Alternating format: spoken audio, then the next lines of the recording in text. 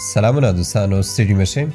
زموږ اکثره هیوادوال کم چې په داخل د افغانستان کې دي یا په نورو بهرنیو هیوادونو کې دوی د متحده عربي اماراتو ویزیټ ویزو باره کې پوښتنې زیاتې کوي چې آیا یاد هیواد ویزیټ ویزې افغانانو لپاره خلاصې دي او که نه. نو غواړم چې په نننۍ ویډیو کې همدې باره کې معلومات درکړم چې دا ویزې څنګه دي، اوس مهال افغانانو لپاره کیږي او که نه. نو هیله لرم چې تر پایه پورې مې ملتیا وکړئ. ښه، د هر څه نه مخکې تاسو دغه ویزیټ ویزه وګورئ. دې کې د تاریخ وګورئ، کوم چې د 10 میاشتې 19 تاریخ دی، مقصد د دې میاشتې 19 تاریخ دی، او ورسره لاندې نیشنلټي وګورئ چې افغانستان دی. دغه زه تاسو ته ولې ښایم؟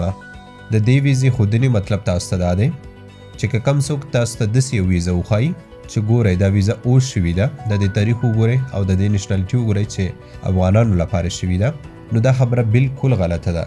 ولې چې دغه ویزه چې کومه ما تاسو ته وښوده د په داخل د اماراتو کې کس دی، هغې لپاره شوي ده، نه کم کس چې متحده عربي اماراتو څخه بهر دی.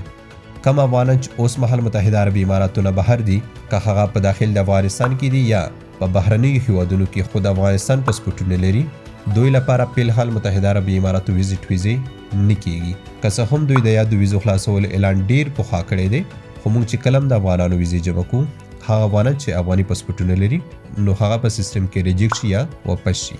دغه ویزې مو چې انفرادي کس لپاره جمع دي واپس کیږي، او که فیملی لپاره مو جمع دي هغه هم واپس کیږي. دا نه صرف زمونږ په سیستمونو کې بلکې ما چې څومره ویزیټ ویزو کمپنیانو والا سره تماس ونیو، دوی هم دا جواب راکړ چې په اوسني حالاتو کې متحده عربي اماراتو ویزیټ ویزې افغانانو لپاره نه کیږي. حال دا چې پاکستانیانو ویزیټ ویزې کیږي، کوم څوک چې پاکستان پاسپورټ لري هغې لپاره موږ ویزیټ ویزې جمع کوو، روزانه د دوی ویزې کیږي، خو افغانانو لپاره فلحال نه کیږي.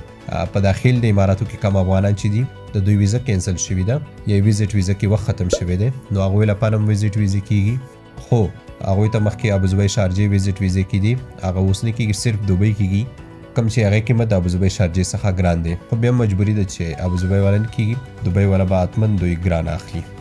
نو که دې برخه کې کوم نوي معلومات سره راتلل، هغې لپاره تاسو احمد ټایمز تعقیبوئ، انشاءالله چې زه به هم پوه خبروم. نور ستاسو دعاګانو او سپورټ څخه د زړه له کومې مننه کوم. ښاد او آباد اوسئ.